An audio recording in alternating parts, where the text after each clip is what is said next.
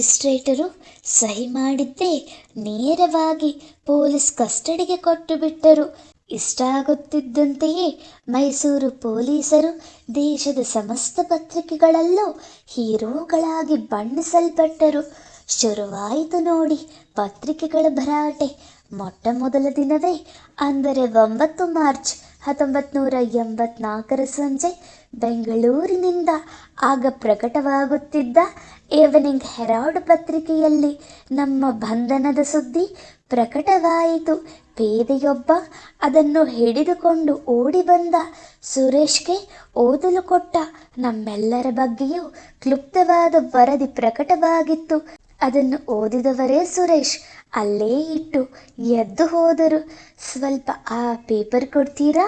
ಠಾಣೆಯಲ್ಲಿ ಸೆಂಟ್ರಿ ಪೇದೆಯನ್ನು ತಣ್ಣಗಿನ ದನಿಯಲ್ಲಿ ಕೇಳಿದೆ. ನನ್ನನ್ನು ಒಮ್ಮೆ ಕಸದ ತಿಪ್ಪೆಯನ್ನು ನೋಡಿದಂತೆ ನೋಡಿ ಸುರೇಶ್ ಮೇಜಿನ ಮೇಲಿದ್ದ ಈವ್ನಿಂಗ್ ಹೆರಾಲ್ಡ್ ಪತ್ರಿಕೆಯ ಪ್ರತಿ ತಂದು ನನ್ನ ಕೈಗಿಟ್ಟ. ಸೆಂಟ್ರಿ ಪೇದೆ ಅವನಿಗೆ ಗೊತ್ತಿರಲಿಲ್ಲ ಮುಂದೊಂದು ದಿನ ಇದೇ ಪತ್ರಿಕೆಯ ಒಂದು ಮಾಮೂಲಿ ಪ್ರತಿ ನನ್ನನ್ನು ನೇಣುಗಂಬದಿಂದ ತಪ್ಪಿಸಲಿದೆ ಅಂತ. ನಾನು ಪತ್ರಿಕೆಯನ್ನು ಮಡಚಿಟ್ಟುಕೊಂಡು ಮುಂದೆ ಅದನ್ನು ಎಲ್ಲಿಗೆ ತಲುಪಿಸಬೇಕೋ ಅಲ್ಲಿಗೆ ತಲುಪಿಸಿಬಿಟ್ಟೆ. ಅದು ಹದ್ದಿನ ಕಣ್ಣಿನ BP ಸುರೇಶ್ಗೂ ಗೊತ್ತಾಗಲಿಲ್ಲ. ಮರುದಿನದಿಂದ ನಿರಂತರವಾಗಿ ವಾರಗಟ್ಟಲೆ ಪ್ರಕಟವಾಗತೊಡಗಿತು ನನ್ನ 6 ಕೊಲೆಗಳ ಪಾತಕದ ಕತೆ. ಅವುಗಳ ಜೊತೆಯಲ್ಲೇ ಪ್ರಕಟವಾದದ್ದು ನಮ್ಮ ಬಂಧನದ ಕತೆ. ಅದನ್ನು ಓದಿದ ತಕ್ಷಣ ಲಾಕಪ್ಪಿನಲ್ಲಿದ್ದ ನಾವು 5 ಜನ ಗೊಳ್ಳೆಂದು ನಗತೊಡಗಿದೆವು. ಸುರೇಶರ ಕೆಂಗಣ್ಣು ಕೂಡ ನಮ್ಮ ನಗೆಯನ್ನು ತಡೆಯಲಾಗಲಿಲ್ಲ. ಮೈಸೂರಿನ ಪೊಲೀಸರು ಶುದ್ಧ ಜೋಕರುಗಳಂತೆ ಕತೆ ಹೇಳಿಕೊಂಡಿದ್ದರು. ಈ ಪತ್ರಿಕೆಗಳವರು ಇನ್ನು ದೊಡ್ಡ ದ್ರಾಬೆಗಳಂತೆ ಪೊಲೀಸರು ಹೇಳಿದ ಕಥೆಯನ್ನೇ ಬಣ್ಣ ಕಟ್ಟಿ ಪ್ರಕಟಿಸಿದರು. ಅದರ ಪ್ರಕಾರ ಮಾರ್ಚ್ 9, 1984 ರಾಜ್ ಅಭಿಮಾನಿಗಳ ಸಂಘದವರು ಮೈಸೂರಿನಲ್ಲಿ ಯಾವುದೋ ಕಾರಣಕ್ಕಾಗಿ ಮುಷ್ಕರ ಹೂಡಿದ್ದರು. ಅದಕ್ಕಾಗಿ ಇನ್ಸ್ಪೆಕ್ಟರ್ ಮಂದಣ್ಣ, BP ಸುರೇಶ್, ನರಸಿಂಹಮೂರ್ತಿ ಮುಂತಾದವರು ನಗರದ ಬೇರೆ ಬೇರೆ ಕಡೆಗಳಲ್ಲಿ ಬಂದೋಬಸ್ತ್ ಡ್ಯೂಟಿ ಮಾಡುತ್ತಿದ್ದರು. ಇದ್ದಕ್ಕಿದ್ದಂತೆ ರಾಮಾನುಜ ರಸ್ತೆಯಲ್ಲಿ ಒಂದು ಬಿಳಿ ಅಂಬಾಸಿಡರ್ ಕಾರು ವಿಪರೀತ ವೇಗವಾಗಿ ನುಗ್ಗಿ ಬರುತ್ತಿತ್ತು. ಮೊದಲು ನೋಡಿದವರೇ BP ಸುರೇಶ್. ಅವರು ಕೈ ಮಾಡಿ ಕಾರನ್ನು ನಿಲ್ಲಿಸುವ ಯತ್ನ ಮಾಡಿದರು. ಕಾರು ನಿಲ್ಲದೇ ಹೋದಾಗ ಅದನ್ನು ಬೈಕಿನಲ್ಲಿ ಚೇಸ್ ಮಾಡತೊಡಗಿದರು. ಸ್ವಲ್ಪ ದೂರ ಹೋಗುವಷ್ಟರಲ್ಲೇ ಎದುರುಗಡೆಯಿಂದ ನರಸಿಂಹಮೂರ್ತಿ ತಮ್ಮ ಬೈಕಿನಲ್ಲಿ ಬರುತ್ತಿದ್ದವರು. ಅವರು ಕಾರನ್ನು ತಡೆಯುವಲ್ಲಿ ವಿಫಲರಾದಾಗ ತಕ್ಷಣ ಬೈಕ್ ತಿರುಗಿಸಿಕೊಂಡು ಚೇಸ್ ಮಾಡತೊಡಗಿದರು. ಹೀಗೆ ವೀರಾಧಿವೀರರಾದ 2 ಸಬ್ ಇನ್ಸ್ಪೆಕ್ಟರುಗಳು ಬೆನ್ನತ್ತಿರುವಾಗ ಮೈಸೂರಿನ ಎಲೆತೋಟ ಸರ್ಕಲ್ಲಿನ ಬಳಿ ಸರ್ಕಲ್ ಇನ್ಸ್ಪೆಕ್ಟರ್ ಮಂದಪ್ಪ ತಮ್ಮ ಜೀಪು ತಂದು ಅಡ್ಡ ಹಾಕಿ ಕಾರನ್ನು ತಡೆದು ನಿಲ್ಲಿಸಿದರು. ಒಳಗಿದ್ದ 5ರನ್ನು ವಿಚಾರಿಸಿದಾಗ ಈ 6 ಕೊಲೆಗಳು ಈಚೆಗೆ ಬಂದವು. ಪತ್ರಿಕೆಗಳಲ್ಲಿ ಬರೆದದ್ದನ್ನು ನೋಡಿ ನಾನು ಪಕಪಕನೇ ನಕ್ಕು ಬಿಟ್ಟೆ. ಏನ್ರು ನಗ್ತೀರಿ? ಸಿಡುಕಿ ಕೇಳಿದರು ಸುರೇಶ್. ಏನಿಲ್ಲ ಸರ್, ಪೇಪರ್ನಲ್ಲಿ ಪ್ರಿಂಟ್ ಆಗಿದೆಯಲ್ಲ ಕತೆ, ಅದನ್ನು ಓದಿ ನಗ್ತಿದ್ವು. ಚೆನ್ನಾಗಿದೆ ಚೇಸಿಂಗ್ ಕತೆ ಅಂದು ಬಿಟ್ಟೆ. ಸುರೇಶ್ ಕೆಂಡ ಮಂಡಲವಾಗಿ ಎದ್ದು ನಿಂತರು. ನಿಂತಷ್ಟೇ ವೇಗವಾಗಿ ಕುಳಿತು ಬಿಟ್ಟರು. ನನಗೆ ಗೊತ್ತಿತ್ತು, ಒಂದು ಸಲ ನ್ಯಾಯಾಲಯದ ಗಮನಕ್ಕೆ ತಂದ ಮೇಲೆ ಯಾವ ಪೊಲೀಸ್ ಅಧಿಕಾರಿಯೂ ನಮ್ಮನ್ನು ಮುಟ್ಟಲಾರ. ಮುಟ್ಟಿದರೆ ನೌಕರಿಗೆ ಬರುತ್ತದೆ ಮುಳುಗು ನೀರು. ಪತ್ರಿಕೆಗಳಲ್ಲಿ ನಮ್ಮ ಬಂಧನದ ಸುದ್ದಿ ಪ್ರಕಟವಾಗುತ್ತಿದ್ದಂತೆಯೇ ದೇಶದ ನಾನಾ ರಾಜ್ಯಗಳಿಂದ ಹಿರಿಯ ಪೊಲೀಸ್ ಅಧಿಕಾರಿಗಳು ಮೈಸೂರಿಗೆ ಓಡಿ ಬರತೊಡಗಿದರು.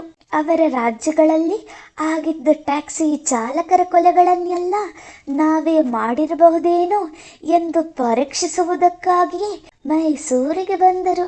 ಬಂದವರೆಲ್ಲ SP ಮಟ್ಟದ ಅಧಿಕಾರಿಗಳೇ. ಕೇರಳ, ತಮಿಳುನಾಡು, ಆಂಧ್ರ, ಬಾಂಬೆ, ದೆಹಲಿಯಿಂದಲೂ ಬಂದರು. ಯಾರಿಗೂ ನಾನು ಹೆದರಲಿಲ್ಲ. ಆದರೆ ಅದೊಂದು ಸಂಜೆಗತ್ತಲಲ್ಲಿ ಒಂದು ಆಕೃತಿ ಬಂದು ಲಾಕಪ್ಪಿನ ಎದುರು ಬೂಟು ಕಾಲೂರಿಕೊಂಡು ನಿಂತಿತ್ತು. ತಲೆ ಎತ್ತಿ ನೋಡಿದೆ. ಕೊಲೆ ಮಾಡ್ತೀರೇನ್ರೋ? ಬರ್ರಿ ಹಾಸನಕ್ಕೆ, ನೋಡ್ಕೋತೀನಿ, ಅತ್ಯಂತ ಸ್ಪಷ್ಟವಾದ ಮತ್ತು ದೃಢವಾದ ದನಿಯಲ್ಲಿ ಹೇಳಿದ ಆಕೃತಿ. ನೀವು ನಂಬಲಿಕ್ಕಿಲ್ಲ, ಪೊಲೀಸರ ಕೈಗೆ ಸಿಕ್ಕು ಮೇಲೆ ಮೊದಲ ಬಾರಿಗೆ ನಾನು ಜೀವ ಭಯದಿಂದ ನಡುಗಿ ಹೋಗಿದ್ದೆ. ಕಣ್ಣೆದುರಿಗೆ ನಿಂತ ಆಕೃತಿ ಒಂದಲ್ಲ ಒಂದು ದಿನ ನಮ್ಮನ್ನು ಮುಗಿಸಿಯೇ ಬಿಡುತ್ತದೆ ಎಂಬುವುದು ಖಚಿತವಾಗಿ ಹೋಯಿತು. ನೇಣು ಗಂಬದಿಂದ ಬೇಕಾದರೂ ಪಾರಾದೆವು, ಈ ಆಕೃತಿಯ ಕೈಯಿಂದ ಪಾರಾಗಲಾರೆವು ಅನಿಸಿತು. ಅಂಥ ಆಕೃತಿಯ ಹೆಸರು KS ತಮ್ಮಯ್ಯ. ಆತ ದೊಡ್ಡ ಅಧಿಕಾರಿ ಏನಲ್ಲ, ಒಬ್ಬ ಮಾಮೂಲಿ ಸಬ್ ಇನ್ಸ್ಪೆಕ್ಟರ್. ಆದರೆ ನ್ಯಾಯದ ಮತ್ತು ಧೈರ್ಯದ ದನಿ ಉಳಿದೆಲ್ಲ IPS ಅಧಿಕಾರಿಗಳ ದನಿಗಳಿಗಿಂತ ದೃಢವಾಗಿತ್ತು. ಹಾಸನದಿಂದ ನಮ್ಮನ್ನು ನೋಡಲೆಂದೇ ಬಂದಿದ್ದ ಸಬ್ ಇನ್ಸ್ಪೆಕ್ಟರ್ KS ತಮ್ಮಯ್ಯ ನಮ್ಮನ್ನು ಹೊಡೆಯಲಿಲ್ಲ, ಬಡಿಯಲಿಲ್ಲ, ಸೊಂಟದ ಪಟ್ಟಿಯಿಂದ ರಿವಾಲ್ವರನ್ನು ಈಚೆಗೂ ಎಳೆಯಲಿಲ್ಲ. ಅವರು ಲಾಕಪ್ಪಿನೊಳಕ್ಕೆ ಬರಲೇ ಇಲ್ಲ. ಅದರ ಸರಳುಗಳ ಮುಂದೆ ನಿಂತು ನನ್ನ ಕಣ್ಣುಗಳೊಳಕ್ಕೆ ನೇರವಾಗಿ ದುರುಗಟ್ಟಿ ನೋಡಿ ಎರಡು ಮಾತಾಡಿದ್ದರು. ಕೊಲೆ ಮಾಡ್ತೀರೇನ್ರೋ? ಬರ್ರಿ ಹಾಸನಕ್ಕೆ, ನೋಡ್ಕೋತೀನಿ ಅಷ್ಟೇ. ಅವತ್ತು ರಾತ್ರಿ ನಾನು ನಿದ್ದೆ ಮಾಡಲೇ ಇಲ್ಲ. ಅಂಥ ಕಠೋರತೆ ಇತ್ತು ತಮ್ಮಯ್ಯನವರ ತನಿಯಲ್ಲಿ. ತುಂಬ ಖಡಕ್ಕಾದ ಮನುಷ್ಯ. ಈಗ ಮೈಸೂರಿನಲ್ಲಿದ್ದಾರೆ. ಇವತ್ತಿಗೂ ಒಳ್ಳೆಯ ಹೆಸರಿದೆ.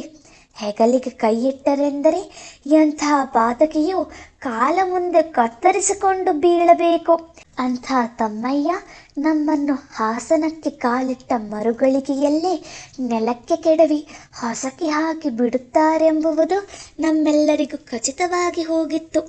ಅವರ ಅಧಿಕಾರ ವ್ಯಾಪ್ತಿಯ ಸ್ಥಳದಿಂದಲೇ ನಾವು ಟ್ಯಾಕ್ಸಿ ಡ್ರೈವರ್ ಸುಬ್ಬರಾವ್ನನ್ನು ಕರೆದೊಯ್ದಿದ್ದೆವು. ಕೊಲ್ಲದೇ ಬಿಟ್ಟಿದ್ದರೂ ಆಗುತ್ತಿತ್ತು. ನಿಜಕ್ಕೂ ಒಳ್ಳೆಯ ಮನುಷ್ಯ. ದಿನಗಟ್ಟಲೆ ಜೊತೆಯಲ್ಲಿದ್ದು ಅದೊಂದು ತೆರನಾದ ಬಾಂಧವ್ಯ ಬೆಳೆದು ಹೋಗಿತ್ತು. ಕೊಲ್ಲಬಾರದಿತ್ತು. ಈ ತಮ್ಮಯ್ಯ ಇಂದಲ್ಲ ನಾಳೆ ತಮ್ಮನ್ನು ಕೋರ್ಟ್ ಮುಖಾಂತರವೇ ತಮ್ಮ ಕಸ್ಟಡಿಗೆ ತೆಗೆದುಕೊಳ್ಳುತ್ತಾರೆ, ಹಾಸನಕ್ಕೆ ಕರೆದೊಯ್ಯುತ್ತಾರೆ. ಅಲ್ಲಿ ಏನೇನು ಚಿತ್ರಹಿಂಸೆ ಕಾದಿದೆಯೋ ಲಾಕಪ್ಪಿನ ಆಚೆಗೆ ನಿಂತು ನಮ್ಮನ್ನು ದುರಗುಟ್ಟಿದ ತಮ್ಮಯ್ಯನವರ ಕಣ್ಣುಗಳು ಅದೆಲ್ಲ ಚಿತ್ರಹಿಂಸೆಯ ಪೂರ್ವ ಪೀಠಿಗೆ ಹಾಕಿ ಹೊರಟು ಹೋದವು. ತಮ್ಮಯ್ಯ ಹೊರಟು ಹೋದ ಸ್ವಲ್ಪ ಹೊತ್ತಿಗೆ ಮತ್ತೆ ಸಬ್ ಇನ್ಸ್ಪೆಕ್ಟರ್ ಸುರೇಶ್ ಬಂದರು. ಏನು ರವಿ, ಪೇಪರ್ ನೋಡಿ ತುಂಬ ನಗ್ತಿದ್ದೆ, ಏನು ಸಮಾಚಾರ ಅಂದರು. ಏನಿಲ್ಲ ಸರ್ ಅಂದೆ. ಬಟ್ಟೆ ಹಾಕೊಳ್ಳಿ, ಇನ್ನೊಂದ್ಸಲ ಚಾರ್ಮಾಡಿ ಘಾಟ್ ನೋಡ್ಕೊಂಡು ಬರೆಯಿರಂತೆ ಅಂದರು. ನಾವು 4 ಜನ ಚಲನೊಬ್ಬನನ್ನು ಬಿಟ್ಟು ಬೆಳಗಿನ ಜಾವದ ಹೊತ್ತಿಗೆ ಇನ್ನೊಂದು ಸುತ್ತಿನ ಪ್ರವಾಸಕ್ಕೆ ಸಿದ್ಧರಾದೆವು. ಅಷ್ಟು ಹೊತ್ತಿಗಾಗಲಿ ನಾನು ತಿನ್ನಲಾಗದಷ್ಟು ವಧೆ ತಿಂದು ಬಿಟ್ಟಿದ್ದೆ. ಹಗ್ಗ, ಲಾಳ, ಒನಕೆಗಳೆಲ್ಲವುಗಳ ರುಚಿ ನೋಡಿಬಿಟ್ಟಿದ್ದೆ. ಪೊಲೀಸರ ದಿನನಿತ್ಯದ ಟಾರ್ಚರ್ ಬಗ್ಗೆ ನನ್ನಲ್ಲಿ ಭಯವೇ ಉಳಿದಿರಲಿಲ್ಲ. ಆದರೆ ಸಬ್ ಇನ್ಸ್ಪೆಕ್ಟರ್ ಸುರೇಶ್ ನನ್ನನ್ನು ಅತ್ಯಂತ ದಾರುಣವಾದ ಶಿಕ್ಷೆಯೊಂದಕ್ಕೆ ಗುರಿಪಡಿಸಲು ಹೊರಡುವ ಮೊದಲೇ ನಿಶ್ಚಯಿಸಿದಂತಿದ್ದರು. ನನಗಷ್ಟೇ ಏಕೆ, ಅವರಿಗೂ ಚೆನ್ನಾಗಿ ಗೊತ್ತು. ಒಂದು ಸಲ ಕೋರ್ಟಿಗೆ ಹಾಜರುಪಡಿಸಿದ ಮೇಲೆ ಮುಗಿಯಿತು. ಅಲ್ಲಿ ಆರೋಪಿಗಳನ್ನು ನ್ಯಾಯಾಧೀಶ ನೋಡಿರುತ್ತಾನೆ. ಆಮೇಲೆ ಅವನನ್ನು ಪೊಲೀಸ್ ವಶಕ್ಕೆ ಕೊಟ್ಟರೂ ಆರೋಪಿಯನ್ನು ದೈಹಿಕವಾಗಿ ಹಿಂಸಿಸುವ ಸ್ವಾತಂತ್ರ್ಯ ಪೊಲೀಸರಿಗೆ ಇರುವುದೇ ಇಲ್ಲ. ಪೊಲೀಸ್ ಕಸ್ಟಡಿಯ ಅವಧಿ ಮುಗಿಸಿ ಮತ್ತೆ ಆರೋಪಿಯನ್ನು ನ್ಯಾಯಾಧೀಶರ ಮುಂದೆ ಹಾಜರುಪಡಿಸಿದಾಗ ಪೊಲೀಸರಿಂದ ನಿನಗೇನಾದರೂ ತೊಂದರೆಯಾಯಿತಾ ಎಂದು ಕೇಳುತ್ತಾನೆ ನ್ಯಾಯಾಧೀಶ. ಹೌದು ಎಂದೇನಾದರೂ ಆರೋಪಿ ಹೇಳಿಬಿಟ್ಟರೆ ಪೊಲೀಸರ ನೌಕರಿಗೆ ಮುಳುಗು ನೀರು ಬಂದು ಬಿಡುತ್ತದೆ. ಹೀಗಾಗಿ ಒಮ್ಮೆ ನ್ಯಾಯಾಧೀಶರ ಮುಂದೆ ಹಾಜರುಪಡಿಸಿದ ಮೇಲೆ ಅವರು ಆರೋಪಿಯ ಮೈ ಮುಟ್ಟಲು ಹೋಗುವುದಿಲ್ಲ. ಹಾಜರುಪಡಿಸುವುದಕ್ಕೆ ಮುಂಚೆ ಎಷ್ಟು ಬೇಕೋ ಅಷ್ಟು ಮೆತ್ತಗೆ ಮಾಡಿಬಿಡುತ್ತಾರೆ. ಅದೇ ಪನಿಷ್ಮೆಂಟು. ನಿಜ ಹೇಳಬೇಕೆಂದರೆ ಅದರ ನಂತರದ್ಯಾವುದು ಪನಿಷ್ಮೆಂಟ್ ಅಲ್ಲವೇ ಅಲ್ಲ. 6 ಅಲ್ಲ 60 ಕೊಲೆ ಮಾಡಿದರೂ ನ್ಯಾಯಾಧೀಶ ಆರಂಭಿಕ ವಿಚಾರಣೆ ಮುಗಿಸಿ ನೇರವಾಗಿ ಜೈಲಿಗೆ ಕಳಿಸುತ್ತಾನೆ. ಒಂದು ಸಲ ಪೊಲೀಸರಿಂದ ಬಿಡುಗಡೆ ಹೊಂದಿ ಜೈಲು ತಲುಪಿಬಿಟ್ಟರೆ ಅದಕ್ಕಿಂತ ದೊಡ್ಡ ಸಮಾಧಾನ ಮತ್ತೊಂದಿಲ್ಲ. ಜೈಲಿನಲ್ಲೇನಿದೆ? ಹೊತ್ತೊತ್ತಿಗೆ ಊಟ, ತಿಂಡಿ, ನೆಮ್ಮದಿಯ ಬದುಕು. ಮುಂದೆ ಶಿಕ್ಷೆಯಾಗುತ್ತದೆ, ಮರಣದಂಡನೆಯೂ ಆಗಬಹುದು, ಆಗದೆಯೂ ಹೋಗಬಹುದು. ಮರಣದಂಡನೆಗೆ ತಲೆ ಕೊಡಲು ನಾನು ಜೈಲಿನಲ್ಲಿ ಉಳಿದರೆ ತಾನೆ. ಈ ಆಲೋಚನೆ ಬಂದ ಕೂಡಲೇ ಜೀಪಿನಲ್ಲಿ ನನ್ನ ಎದುರಿನ ಸೀಟಿನಲ್ಲಿ ಕುಳಿತಿದ್ದ ಶ್ರೀಧರನನ್ನೇ ನೋಡಿದೆ. ಅವನು ಅದನ್ನೇ ಯೋಚಿಸುತ್ತಿದ್ದನೇನೋ ಎನ್ನಿಸಿತು. ಇಬ್ಬರ ಕಣ್ಣು ಒಂದು ಕ್ಷಣ ಒಂದಾದವು. ಅನಾಹುತಕಾರಿ ಪ್ಲಾನೊಂದು ಇಬ್ಬರಿಗೂ ಹೊಳೆದಿತ್ತು. ನಾವಿಬ್ಬರು ಜೀಪಿನಲ್ಲಿ ಕುಳಿತು ಜೈಲಿನಿಂದ ಪರಾರಿಯಾಗುವ ಬಗೆಯನ್ನು ಯೋಚಿಸುತ್ತಿದ್ದ ಹೊತ್ತಿನಲ್ಲೇ ಸಬ್ ಇನ್ಸ್ಪೆಕ್ಟರ್ ಸುರೇಶ್ ಅದಕ್ಕೆ ತದ್ವಿರುದ್ಧವಾಗಿ ಯೋಚಿಸುತ್ತಿದ್ದರು. ಈ ಭಯಾನಕ ಪಾತಕಿಗಳನ್ನು ಬಂಧಿಸಿದಾಗಿನಿಂದ ಇವರ ಮೈಮೂಳೆ, ಮಾಂಸ, ನೆಣ ನೆತ್ತರುಗಳನ್ನೆಲ್ಲ ತೀಡಿ ಹಾಕಿದ್ದೇನೆ. ತಮ್ಮ ಜೀವಮಾನದಲ್ಲೊಂದು ಇಂತಹ ಪಾತಕಕ್ಕೆ ಕೈ ಹಾಕಬಾರದು, ಅಷ್ಟೊಂದು ಹಿಂಸೆ ಕೊಟ್ಟಿದ್ದೇನೆ. ತನ್ನ ಕಸ್ಟಡಿಯಲ್ಲಿದ್ದ ದಿನಗಳನ್ನು ಇವರು ಯಾವತ್ತಿಗೂ ಮರೆಯಲಾರರು. ಆದರೆ ಇನ್ನೆರಡೇ ದಿನ, ಆಮೇಲೆ ಇವರನ್ನು ನ್ಯಾಯಾಲಯಕ್ಕೆ ಒಪ್ಪಿಸಿಬಿಡುತ್ತೇನೆ. ನ್ಯಾಯಾಧೀಶರು ಜೈಲಿಗೆ ಕಳಿಸಿಬಿಡುತ್ತಾರೆ. ಕೇಸು ಸರಿಯಾಗಿ ನಡೆದರೆ ಎಲ್ಲರಿಗೂ ಮರಣದಂಡನೆಯಾಗುವುದು ಖಾತ್ರಿ. ಅಕಸ್ಮಾತ್ ಈ ಪಾತಕಿಗಳ ನಸೀಬು ನೆಟ್ಟಗಿದ್ದರೆ ಯಾವತ್ತಾದರೊಂದು ದಿನ ಇವರೆಲ್ಲ ಜೈಲಿನಿಂದ ಬಿಡುಗಡೆಯಾಗಿ ಸಭ್ಯ ಸಮಾಜದೊಳಕ್ಕೆ ಮತ್ತೆ ಬಂದು ಬಿಡುತ್ತಾರೆ. ಅಷ್ಟೇನಾ? 6 ಜನ ನಿಷ್ಪಾಪಿಗಳ ತುಂಬು ಜೀವ ಹೊಸಕಿ ಹಾಕಿದವರಿಗೆ ಶಿಕ್ಷೆ ಅಷ್ಟೇನಾ? ಇನ್ನೆರಡೇ 2 ದಿನಗಳ ನಂತರ ಈ ಪಾತಕಿ ರವೀಂದ್ರ ಪ್ರಸಾದ್ ತನ್ನ ಕೈಯಿಂದ ಜಾರಿ ಹೋಗಿಬಿಡುತ್ತಾನ ಎಂಬ ಯೋಚನೆಯಿಂದಾಗಿ ಸಬ್ ಇನ್ಸ್ಪೆಕ್ಟರ್ ಸುರೇಶರ ಮುಖ ನಿಮಿಷ ನಿಮಿಷಕ್ಕೂ ವಿವರಣವಾಗುತ್ತಿತ್ತು. ಯಾವುದೋ ಆಕ್ರೋಶ ಅವರ ಮನಸ್ಸನ್ನು ದಹಿಸಿ ಹಾಕುತ್ತಿತ್ತು. ನ್ಯಾಯಾಲಯದ ತಡೆಯೊಂದು ಇರದೇ ಹೋಗಿದ್ದಿದ್ದರೆ ಅವರು ನಮ್ಮನ್ನು ಅಟ್ಲೀಸ್ಟ್ ನನ್ನೊಬ್ಬನನ್ನು ಅದೇ ಚಾರ್ಮಾಡಿ ಘಾಟ್ನ ಕಾಡಿನಲ್ಲಿ ಮನಸಾರೆ ಬಡಿದು ಕೊಂದೇ ಬಿಡುತ್ತಿದ್ದರು. ಅಂಥ ಕೋಪವಿತ್ತು ನನ್ನ ಮೇಲೆ. ಕೊಲೆಗಳನ್ನು ಎಲ್ಲರೂ ಸೇರಿಯೇ ಮಾಡಿದ್ದೆವು. ಆದರೆ ಪೊಲೀಸರ ವಧೆ ತಿಂದ ಮರುಕ್ಷಣ ನನ್ನ ತಂಡದ ಹುಡುಗರೆಲ್ಲ ರವಿನೇ ಕೊಲೆ ಮಾಡಿಸಿದ್ದು, ಅವನೇ ಪ್ಲ್ಯಾನ್ ಮಾಡ್ತಾ ಇದ್ದರು, ಅವನೇ ನಮ್ಮ ಲೀಡರು ಎಂದು ಬಿಟ್ಟಿದ್ದರು. ಹೀಗಾಗಿ ಸುರೇಶರ ಆಕ್ರೋಶವೆಲ್ಲ ನನ್ನ ಮೇಲೆ ಗೂಮಿಗೂಡಿಕೊಂಡಿತ್ತು. ಜೀಪ್ ನಿಲ್ಲಿಸು, ಡ್ರೈವರನಿಗೆ ಅಪ್ಪಣೆ ನೀಡಿದರು ಸುರೇಶ್. ನಾನು ಆತಂಕದಿಂದಲೇ ಜೀಪಿನಿಂದ ಹೊರಕ್ಕೆ ನೋಡಿದೆ. ಹೊರಗೆ ಮಾರ್ಚ್ ತಿಂಗಳ ರಣಬಿಸಿಲು ದಾವಾನಲದಂತೆ ಸುರಿಯುತ್ತಿತ್ತು.